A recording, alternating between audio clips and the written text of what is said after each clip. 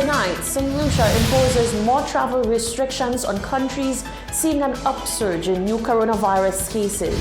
A Chinese national with St. Lucian citizenship tests negative for new coronavirus. The test results for the Chinese national in hospital isolation received from the Caribbean Public Health Agency is negative. And a mother makes a desperate appeal for her daughter's safe return.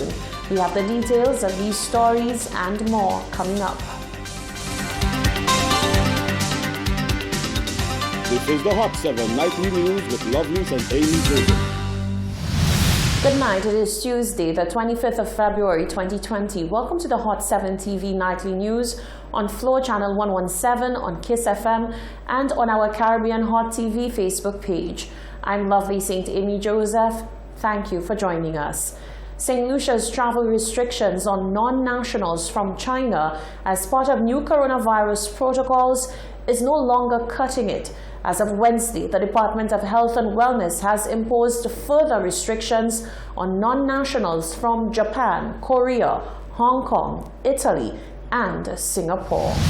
Major outbreaks of the new coronavirus have suddenly been detected in both Italy and Iran in the past few days. Iran's deputy health minister and an MP have both tested positive for the new coronavirus as the country struggles to contain an outbreak that has killed 15. It is information like this that is causing global fears to escalate and prompting action from health officials around the world. In St. Lucia, health authorities have imposed further travel restrictions as new coronavirus infections spread. The travel restrictions no longer apply to only China.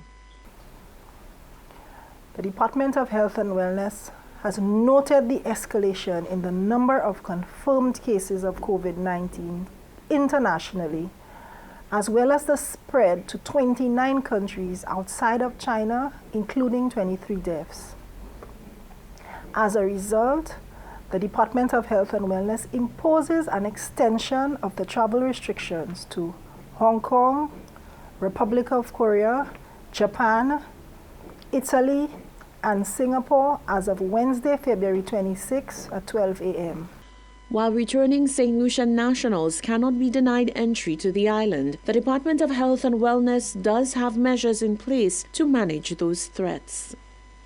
Any returning national to St. Lucia with a travel history to any countries mentioned above will be quarantined for a period of 14 days. The Department of Health and Wellness, we also discourage all non-essential travel to the places listed above. The government of St. Lucia commends the Chinese government in their efforts to manage and contain the outbreak, and will continue working to strengthen our local capacities against this global threat. The new coronavirus is no longer a problem just in China with a small number of exported cases. It has many people asking if the virus is about to become a pandemic and whether containing it is still possible. A pandemic is a disease that is spreading in multiple countries around the world at the same time. According to the World Health Organization, the virus absolutely has pandemic potential, but the WHO adds that we are not witnessing uncontained global spread of the virus, and so using the word pandemic right now does not fit the facts. The nation can collectively breathe a sigh of relief as the dreaded novel coronavirus or COVID-19 remains at bay. Anxiety levels were high when the Department of Health announced that 2 Chinese nationals with St. Lucian citizenship were placed under isolation and quarantine. The results are in from the Caribbean Public Health Agency, CARPHA, and it confirms that there are no cases of COVID-19 in St. Lucia or the region for that matter. The test results for the Chinese national in hospital isolation received from the Caribbean Public Health Agency is negative. As such, the individual is discharged from hospital isolation and the other Chinese national is discharged from quarantine. In the interim, we continue to advise the public to practice standard recommendations to prevent the spread of infection.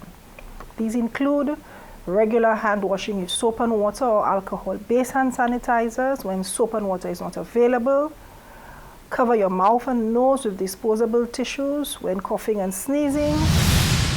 32 Chinese nationals with St. Lucian citizenship were flagged by the Department of Health on Saturday, the 22nd of February, after traveling to St. Lucia from the United Kingdom with a travel history to China.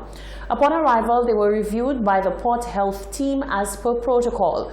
One was placed under isolation, the other under quarantine. Samples were then sent to CARFA. Now that the samples have tested negative, both individuals have been released.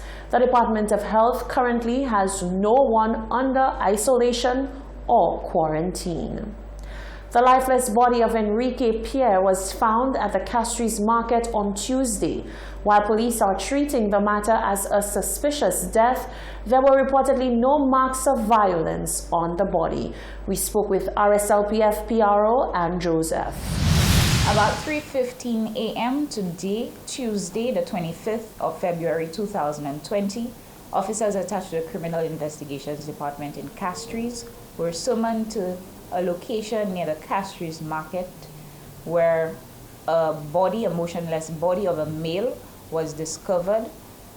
That individual has been identified as Enrique Pierre, who is an 18-year-old resident of Laclery in Castries. A distraught mother fears the worst after not hearing from her daughter since Saturday, the 22nd of February.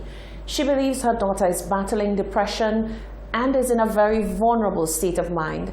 She is appealing for information regarding her daughter's whereabouts and made an appeal for her daughter to return home.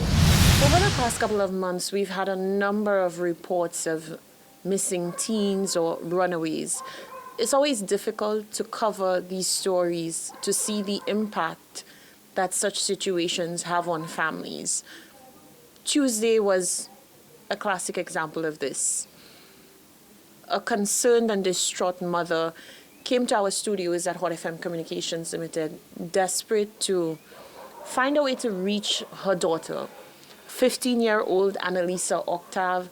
She's a student of the Cicéron Secondary School. Her mom has not seen her since Saturday, and she is worried. And in fact, she's in tears. Alphancia Octave is her name. I know that what you really want at the end of the day is just to know where your daughter is, to have a sense of peace, that sort of peace of mind to know that she's okay. If she's listening, what would you like to say to her?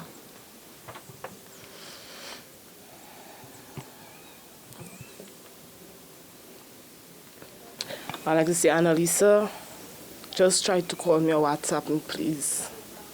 That's just it. And you said that this is not the first time that she has left your care?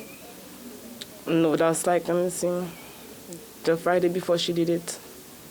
And that's the Saturday now, the Saturday that just passed there, Independence Day, yes. So, and you have had no contact from her? You saw her last Independence Day? Yes, that was a Saturday about 11:24 or so. No, 10:24 in the night. So what happened before she left? We just had a talk, and she talked to me about some things that happened last year between my sister, her, and I. Some talk, she said, and then when we went home, I tried to call my boyfriend to come pick us up. And by the time when I put the phone down, when I watched outside, she just was gone. And are you hopeful that maybe, like the previous incident, that at some point she will come home? Well, I'm not sure. I pray she come home, but she has an idea. She's been through a lot. I just pray for the best for her. And I know sometimes maybe young people, having been through something like this, they're afraid to come home. What do you want to tell her about how you will receive her? Maybe she's thinking that she won't be well received, she won't be welcomed home. What do you want to tell her? My daughter know me. My daughter know I am open, my arms are open wide waiting for her. It's difficult for Alphancia Octave to really talk about this and go into it. But we can say to anyone who has information regarding the whereabouts of her daughter, again, her name is Annalisa Octave, you should contact the nearest police station. A report has been made, or you can contact her mother. And it is, under the law of St. Lucia, it is a crime to harbor a minor. Octave is, in fact, a minor. She is 15 years old. And so to anyone who may be harboring her, you are breaking the law. Please contact the police or contact her mother. And if the number is 726-3915. And Annalisa, if by some chance you are watching this, you get to see this, please. Your mom really wants to hear from you. She needs to hear from you at this point. Raise Your Voice President Catherine Seelys is expressing disappointment in the victim-blaming nature of people following the island's most recent homicide. Seelys says whilst persons are asking what the victim did to cause the homicide, they should be looking to the powers that be and asking them what they intend to do to curb violence against women. Rochelle Gonzalez reports. I wonder what she did to cause him to kill her.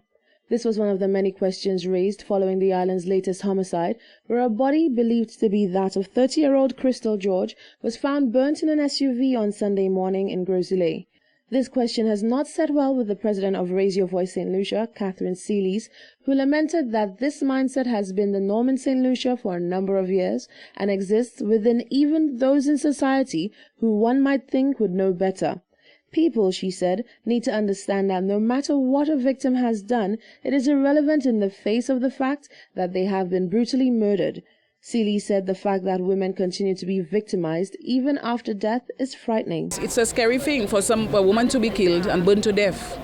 And you don't know at what point she was burned to death, if she was still alive or she was dead already. So the situation is quite gruesome in and of itself.